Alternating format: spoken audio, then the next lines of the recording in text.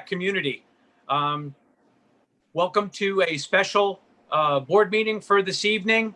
As you're well aware, with Superintendent DiCarlo's spotlights, we've had unprecedented times, and the reopening of school and all the ins and outs that are going on with that, as the conditions and the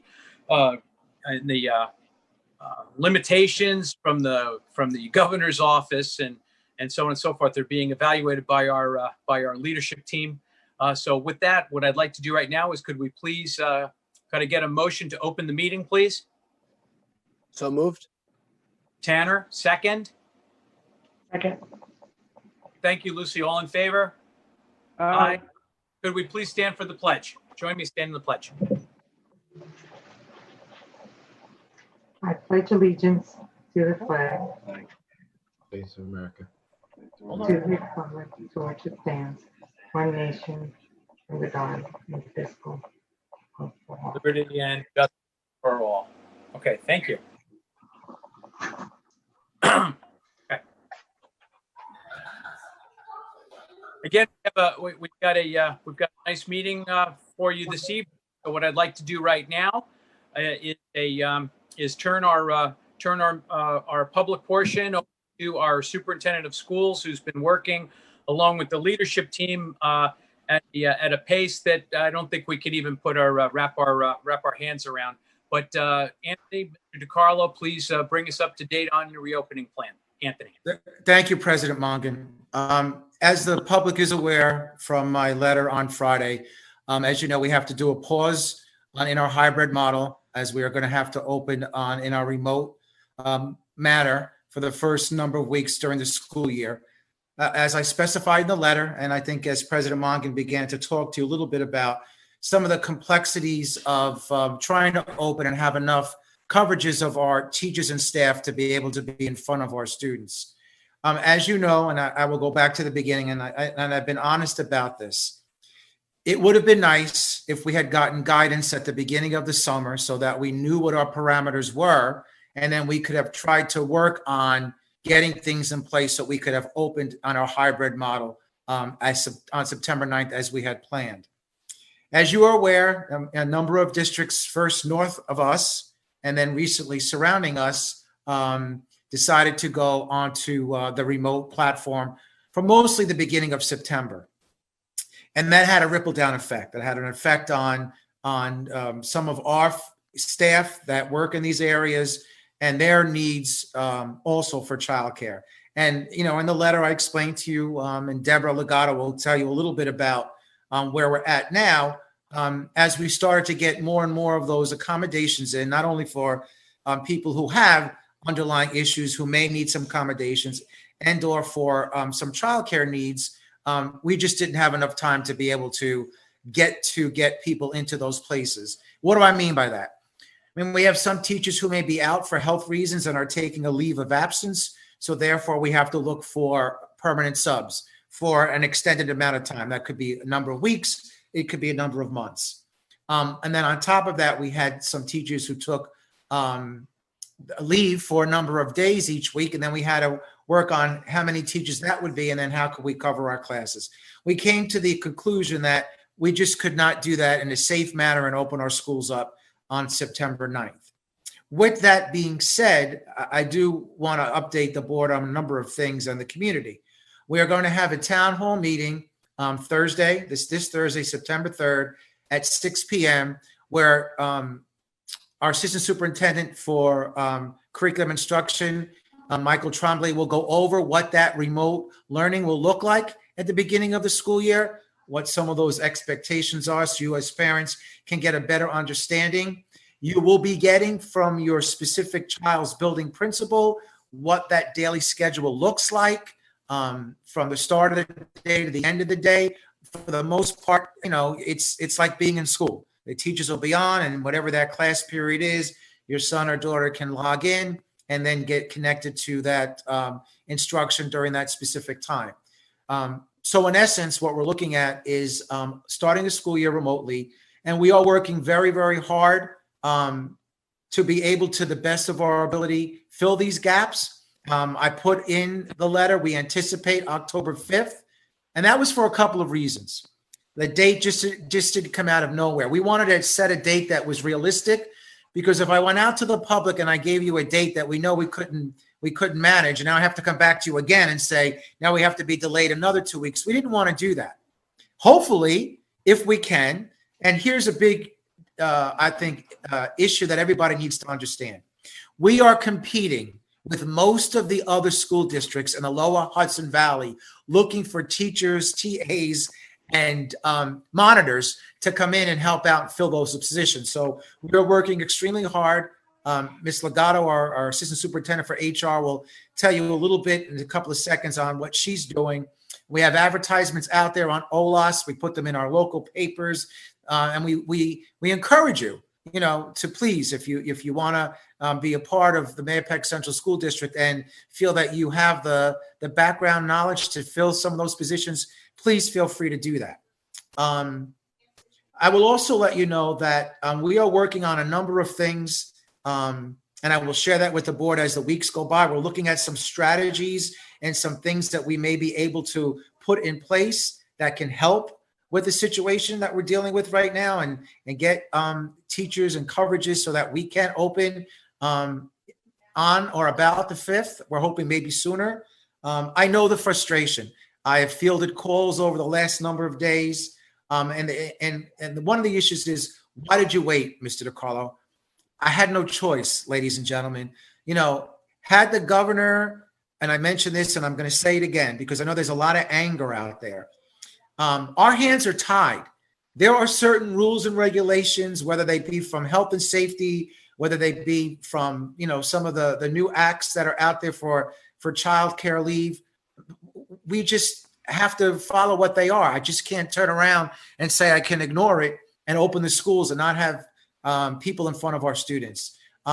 Suffice it to say, because this guidance came late, and as we were receiving more and more of some of those accommodations, we just couldn't open the schools up. And we are going to try our hardest to get them open as soon as we possibly can. But I wanted to spend some time explaining what those complexities are as we try to execute getting back to our hybrid plan. I know that the school district, the Board of Education, and the union does want to get kids to come back to school. It's how we can be really working together to make that happen. With the parameters that we have and what we're able to do, we're hoping that we can get to that point. With that being said, please, and I know there'll be a lot of people on the town hall meeting come Thursday at 6 o'clock. In the letter that I sent out today, there's a link. In order to get to everybody's question, and some of you will be asking the same questions, we ask that you fill out the survey with the question so that night after Mr. Trombley goes over what the remote learning piece is, we can then spend a nice chunk of time giving you the questions that were asked and then those responses, because we think that's the best way to go about doing it. So please, Thursday night, 6 o'clock, please come on to the town hall meeting and listen to the questions that are being asked by the public. I think it's very, very important. I just want to also update everybody on the issue of athletics. So Friday, the state will be releasing its guidance for athletics and what that looks like, from social distancing to what needs to be either done or not done, how many students can participate at one time. And I know there's a lot of questions that are centering around athletics and when they're going to start or not start. Next week, there will be a letter sent from Section 1 and what that will look like in the fall for Section 1, sports that will be played, when they will start, when they will end. I know there are a number of conversations based on the guidance that just came out from the state that they are going to actually yesterday stating that the fall season can be extended out an additional 2 weeks and the winter season will start later because of the fact that the fall season is going to start. They want there to be able to be more opportunities for games at the end of the schedule so we can get as many students as possible to be involved in our athletic program. So that is to follow. In regards to health and safety and the Department of Health, Again, we're still waiting on some issues of guidance when it comes to some symptoms that could be COVID related and could be just regular allergies and seasonal allergies. And we're waiting for the guidance on the state. They should be coming out with something this week, because we know your frustration to have to be called as a parent to say, come in and pick your son or daughter up because they're sneezing. And then the protocols would say now you have to take them to get a COVID test.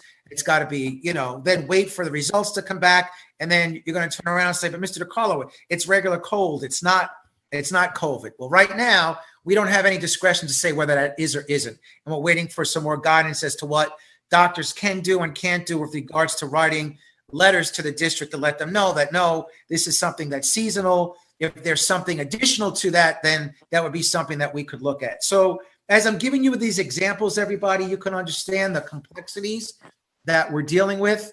I wish it was far easier than it is. This whole pandemic continues to evolve. And like I said, with all the things that I spoke to you about, we are hoping that we can work all of these things out and develop some additional strategies that we are trying to work on. We're not completely there yet. But as we do these meetings every week, and the board and myself has had a conversation, we'll be updating the community every week, not just between now and our next board meeting. And as we develop some of those strategies and things that we hope will help to get our students back to the hybrid model, we'll be updating that with you, because I think all of our goals is to get our students back in school. So President Mongan, I'm just going to have quickly Assistant Superintendent Legato just give a little bit of an overview of where we're at, what we're working on, and what we're doing, so that you can better understand as a board and the public. So Ms. Legato, if you wouldn't mind, please. Of course. Thank you. Good evening, everyone. So yes, I will parrot what Superintendent DiCarlo said. We do have quite a number of staff members that in the past week, since August 24th, probably more than half the requests to either be home or, in some form of out of the classroom have put in requests for leaves. So, the timing of this was obviously very challenging.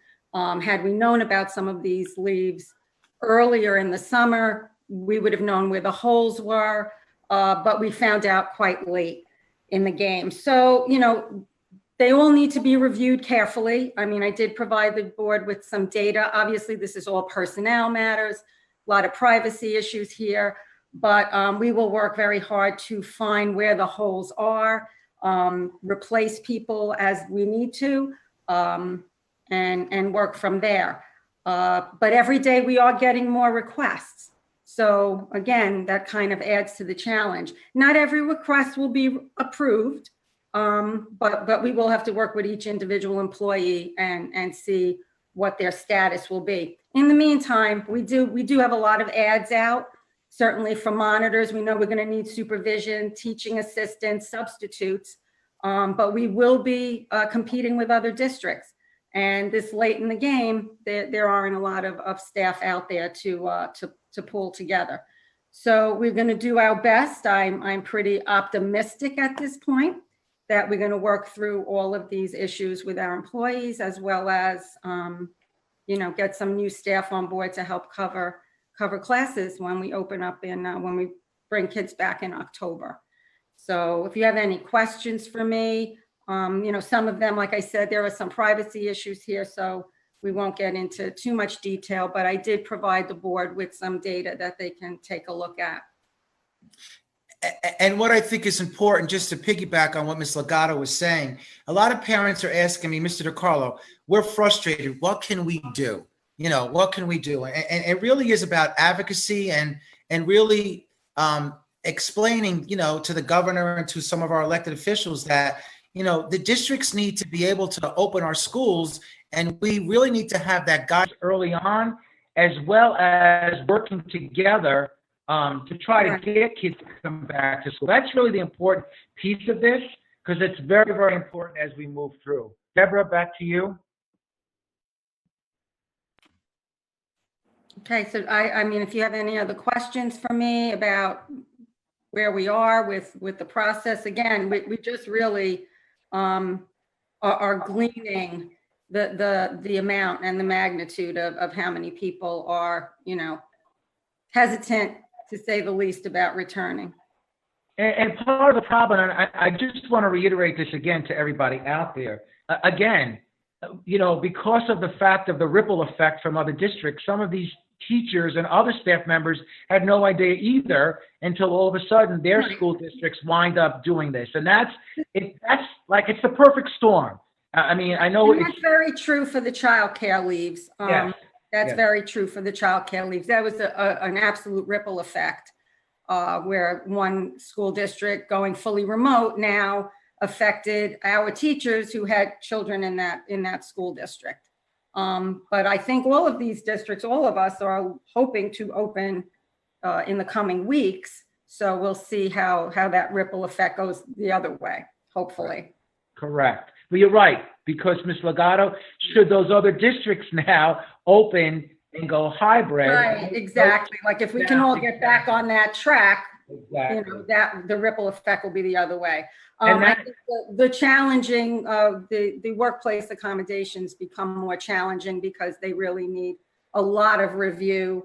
And we have to make determinations about how we're going to accomplish that in the next couple of weeks in a timely manner so that we know what we're doing with those classrooms. Okay, thank you, Ms. Legato. Thanks. Mike, back to you, President Morgan. Any questions from the board on the issues that I presented as well as Ms. Legato? Because some of this other stuff would have to be in executive session as we do a deeper dive.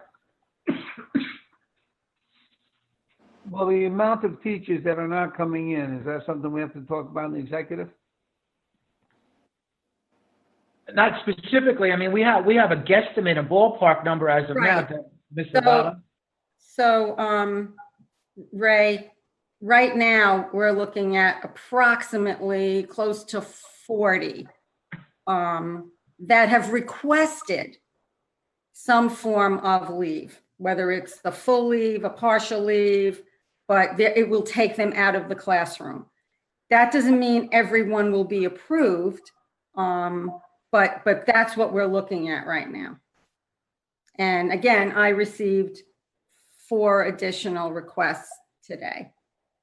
Just today. Is that monitors? That's just teachers, not Oh, no, I'm talking about teachers. TAs. And there's additional TAs. Yeah, and teaching assistants, but there are very few teaching assistants and monitors and what have you. I do have the data. Again, their personnel matters, but we can certainly take a deeper dive into that. Okay. Thank you. And Greg, if you could just let the public know, because one of the other questions, Dr. Stoll, that's come up is about PPE. Do we have enough PPE equipment on hand to be able to, if we open, get ready to go? You want to talk a little bit about PPE and the orders and where we're at as a district, Dr. Stolo? Sure, Mr. DiCarlo. Thank you. Good evening, members of the board, members of the community. We've done a good job at ordering PPE, enough to have enough PPE for the staff that are working in locations. We have backup masks. We've ordered, I think, close to 50,000 masks already in case students come in and their mask malfunctions. We have enhanced PPE for our nurses, meaning N95 masks, temporal thermometers with infrared, extra barrier gowns, things of that nature. And for those staff members working in classrooms whose students require proximity, and who may be at additional exposure and can't maintain 6 feet. We have barriers for students' desks. We have face shields. We have on hand what we need to open school. So we were ready from that standpoint. Thank you, Dr. Stoll. And also, could you just give the public a quick update on, the COVID testing process? Because what's happening is there's things now happening around us with some positive COVID cases. Can you talk a little bit about our relationship with the Putnam County Department of Health and kind of what we do and what that process looks like? Absolutely, Mr. DiCarlo. And you can find the process that we have to follow that's outlined for us, by the Department of Health on our reopening site under the community health section. And really, in a nutshell, and I'll try to be brief with it, in a nutshell, what we have to do is if we have a student that or a staff member that is symptomatic on site. Fever, cough, shortness of breath. And this is what it is as to today. And as you said, Mr. DiCarlo, this may change and give us a little more flexibility. But we're asked to isolate that student, send them home immediately, or the staff member, send them home immediately. And at this point, what we need to do is that student or that staff member has to have a documentation from a healthcare provider following an evaluation, having a negative COVID-19 test and symptom resolution. And that doesn't, without that negative COVID test and an identification of another condition, that student or that staff member can't come back. And that's pretty stringent in terms of guidance. And it's not until then that they're allowed to that student or that staff to return. If a student or staff does test positive for COVID-19, I mean, it's not just symptomatic, but they're symptomatic and they didn't come in or they test positive, that the school notifies the COVID case to the local county Department of Health, or maybe conversely, the Department of Health notifies us if someone went out for a test and it was positive and the Department of Health is notified. And what happens is the local health department contacts the student and in their parent in that case, or a staff member, and perform what they call contact tracing investigation. The local health department will notify us and may ask us for help, like who is this person with? Can we get their contact information so that they can continue with that, that contact tracing to identify anybody that they consider close contacts. And those close contacts are people that have been prolonged exposure of more than 10 minutes within 6 feet. And that's what they determine to be contact. And a close contact may be quarantined for 14 days from the date of last exposure. And that's really about the Department of Health directing that. So again, those folks can't return until the Department of Health has, allowed them to reduce from quarantine. And that is at least 14 days from the date of last exposure. And then they can return. Thank you, Dr. Stowell. And as we talk about this, it's important to also know that we are meeting as this now, our program has changed. We're meeting every week with all of our unions. This week, we've already met with UPSU and USWAN. We'll be meeting with the MTAA this week, and we'll be doing weekly meetings as we update, getting ready to reopen and going through any readiness questions that they may have as we get ready to open as we anticipated on October 5th. Also, and I'll now send this over to our Assistant Superintendent for Business, Ms. Sandra Cloesi, who could just give you a quick update.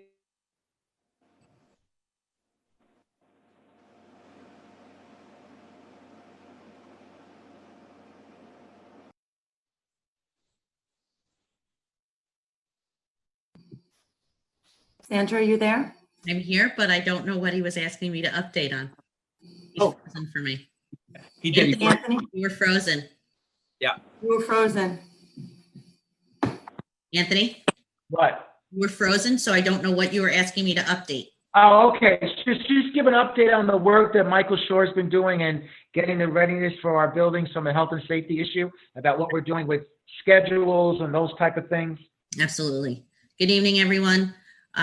So the Buildings and Grounds Department, in under the direction of Michael Shore, has been going through the system. We talked about updating our filters in all of our HVAC systems, so all of that is brand new. Not saying it's brand new systems, it's brand new filters, so we'll be changing those more often. In addition, we walk through all of the buildings with the principals, custodial staff, went through a majority of rooms with Dr. Stoll, Ms. Tremblay, and Mr. DiCarlo. We were all there and looking at each classroom if there were some things that we needed to adjust, doing all of that. Talked about what they needed as far as signage. So we were making sure that signage is up for 6 feet apart, where areas have to be one way. Also, we have signs that specifically speak to, keeping social distancing, washing your hands, wearing your masks, things of that nature. Protective barriers have been put into the offices for the secretaries, and specifically because people can come in and out of that office who work in the building. Visitor access is going to be restricted, so that we'll be having things there for the greeters to make sure that we are not having anybody in the building that should not be there. Again, this is when we get to the point where we are hybrid. Let's see. It seems like it's just ongoing. Each day we're working with like I said, with the principals, the custodial staff, and Michael Shore has been walking the buildings to make sure those things are in place. If school would be open, we would be ready. I don't know if I missed anything. Does anybody have any questions? Thank you, Sandra. President Mongan, back to you. Okay. Thank you, Mr. DiCarlo. Thank you, Assistant Superintendents Clohesi, Legato, and Stoll, Dr. Stoll. Much appreciated all the work. I know how difficult a time it is. I know what I'm asking for right now is for the community to be patient as we work through these obstacles, if you will, and please know that the leadership team and the school board is committed to getting through these obstacles and getting kids back in school. That'll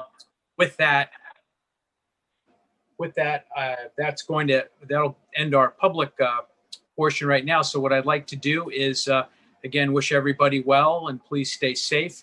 We're going into executive session. So could I get a motion to